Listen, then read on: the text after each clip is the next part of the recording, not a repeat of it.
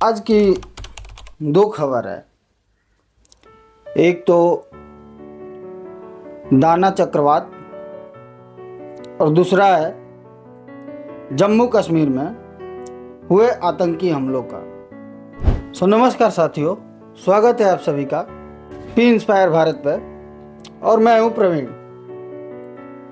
दोस्तों, बात करते हैं पहले जम्मू कश्मीर में हुए आतंकी हमलों का। दोस्तों, इसमें 2 जवान वीर गति को प्राप्त हो गए और 2 पोर्टर जो कि सिविलियंस होते हैं, जो सेना के सामान खाना पीना वगैरह जो होता है उसको लाने में मदद करते हैं, उसके बारे में पहले बात कर लेते हैं। दोस्तों, ये जम्मू कश्मीर का जो बारामूला जिला है उसका गुलमर्ग का एक नागिन इलाका है। वहाँ पे जो 18 राष्ट्रीय राइफल है उसके वाहन पे आतंकियों ने कायराना हमला कर दिया। अब इस आतंकियों की गोलीबारी में 2 जवान भी शहीद हुए और साथ साथ में जो सिविलियंस होते हैं, पोर्टर जो कि सेना का सामान लाने में मदद करते हैं, वो भी शहीद हो गए। जम्मू कश्मीर में चुनाव हो रहा था, शांति था, लेकिन हमें नहीं लगता है कि इन आतंकियों को, या ये कहें तो इनके पनाहगाह पाकिस्तान जो कि है, उन लोगों को लोकतंत्र रास नहीं आ रहा है। उस पर बात करते हैं। हमले के बाद श्रीनगर का जो बेस हॉस्पिटल है 92, उसमें इन सबको भर्ती कराया गया है और भर्ती कराने के बाद 2 लोग ने तो हॉस्पिटल में ही अपना दम तोड़ दिया और अन्य 3 जवान भी घायल हो गए हैं। अब पुलिस का दावा यह भी है कि जो जम्मू कश्मीर है उसमें लश्कर का जो एक नया आतंकी संगठन है TLM, तहरीक लबैक मुस्लिम, वो एक्टिव हो चुकी है। अच्छा, इसमें जम्मू कश्मीर में 22 अक्टूबर को इन आतंकवादी संगठनों पर छापा भी मारा गया था, जिसमें एक खुलासा भी हुआ था।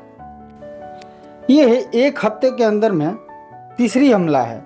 अभी देखिए, 20 अक्टूबर को ही रात में हमला हुआ था, जिसमें MP के एक इंजीनियर और पंजाब बिहार के 5 मजदूर जो कि वहाँ पे काम करने गए थे, उनकी भी मौत हो गई थी। अच्छा, एक बात ये देखना ज़रूरी है दोस्तों कि ये जब भी जम्मू कश्मीर में सेना के जवान चारों तरफ से रहते हैं तो घटना बहुत कम हो जाती है, लेकिन जैसे ही सेना थोड़ा सी भी ढील बरतती है तो हमला बहुत तेज़ी से होने लगता है। और इस हमले का जो जिम्मेदारी लिया है वो TRF है। TRF का जो चीफ है सज्जाद, वही मास्टरमाइंड बताया जा रहा है। हमले की जिम्मेदारी लश्कर तैयबा है, जो उसकी संगठन द रेजिस्टेंस फ्रंट TRF ने ली है। ये रिपोर्ट का दावा भी है कि पिछले 1.5 साल में ये जो है TRF, इसने अपनी स्ट्रेटजी पे भी बदल दिया है। ये पहले तो कहें कि अब पंडित जो हैं अब बहुत ज़्यादा तो वैसे भी बच नहीं गए हैं, लेकिन अब उन लोगों को टारगेट किलिंग करना ये लोग चालू कर दिए हैं। और यह गैर कश्मीरी जो है, जैसे कि सिख हो गए, हिंदू हो गए, उन लोगों को भी निशाना बनाना शुरू कर दिया है, क्योंकि ये लोग वहाँ पे काम करने नहीं देना चाहते हैं। वैसे 370 जब था, धारा 370, उसके हटने के बाद ही TRF ज़्यादा एक्टिव हो गई और टारगेट किलिंग करने लग गई। और TRF को भारत सरकार ने आतंकवादी संगठन घोषित कर दिया है और भारत के जो अधिकारी हैं बड़े बड़े पोस्ट पे, उनका कहना भी है कि जो TRF है उसको पाकिस्तान का जो आतंकवादी संगठन लश्कर है उसने बनाया है और वही इसको चलाता भी है।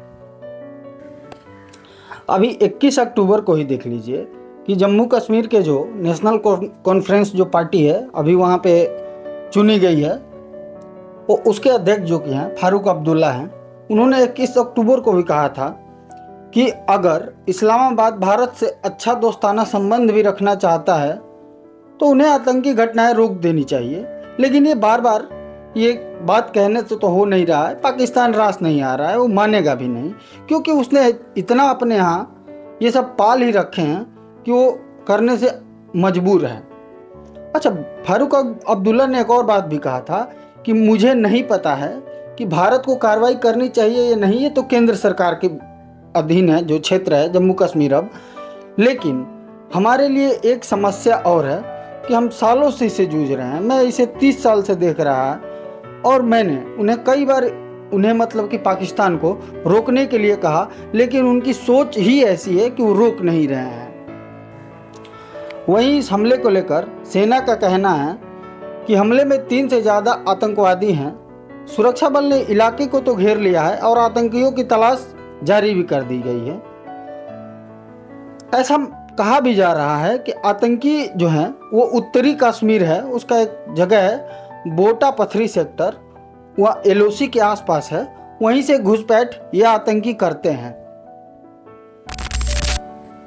अब दूसरी बात है चक्रवात, जो कि उड़ीसा के तट से टकराया है और जहाँ पे बहुत ज़्यादा लोगों को देखा जाए तो क्षति हो रही है, उसके बारे में बात करते हैं।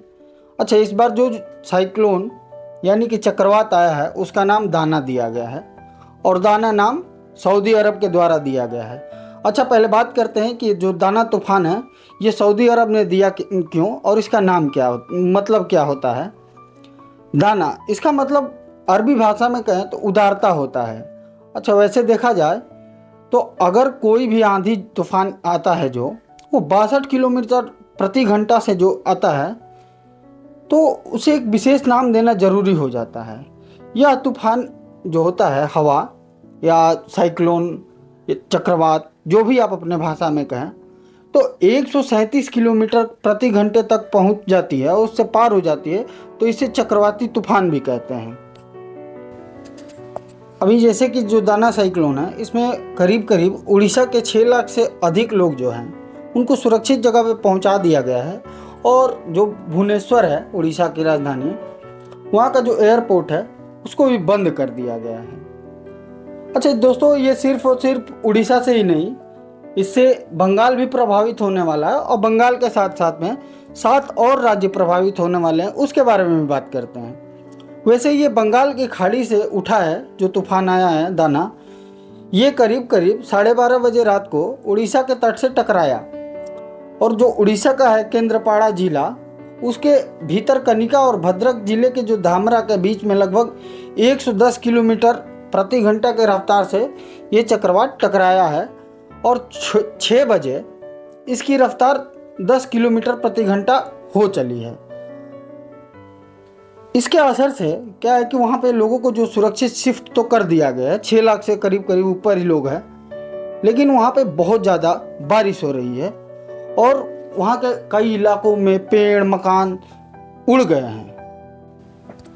उड़ीसा और कोलकाता की बात करें पश्चिम बंगाल, तो यहाँ पे दोनों एयरपोर्ट बंद कर दिए गए हैं और करीब करीब 300 फ्लाइट्स और 552 ट्रेनें रद्द कर दी गई है, 550 से ऊपर। और एनडीआरएफ और जो फायर ब्रिगेड है उसकी 288 टीमें हैं, उनको भी तैनात कर दिया गया है। अच्छा, वैसे बात करें तो ये उड़ीसा के 14 तट हैं जो उनमें ये कहें कि उनके जो तट हैं उनसे ये आके साइक्लोन चक्रवात टकराया है। अच्छा, उड़ीसा में 30 तट हैं वैसे, तो उनमें से 14 जो तट के जिले वाले तट हैं उनसे टकराया है। उनमें जैसे कि बालेश्वर है, कटक है और जाजपुर और भी अन्य जगह हैं, उनकी वहाँ पे बारिश भी बहुत ज़्यादा हो रही है और तैयारी भी बढ़िया कर ली गई है सरकार के द्वारा, जिसमें से कि 6000 राहत शिविर भी बना दिए गए हैं, होटल की बुकिंग वगैरह भी रोक दिए गए हैं बाहरी लोगों के लिए, ताकि लोगों को वहाँ पे पहुँचाया जा सके। अब दूसरा है पश्चिम बंगाल। पश्चिम बंगाल में भी बात करें दोस्तों कि पश्चिम मेदिनीपुर जो है या दक्षिण 24 परगना, कोलकाता, हावड़ा, इन सब जगहों में भारी बारिश भी हो रही है और वहाँ भी तैयारी कर लिया गया है और मुख्यमंत्री ममता बनर्जी हैं जो इसको देख रही हैं।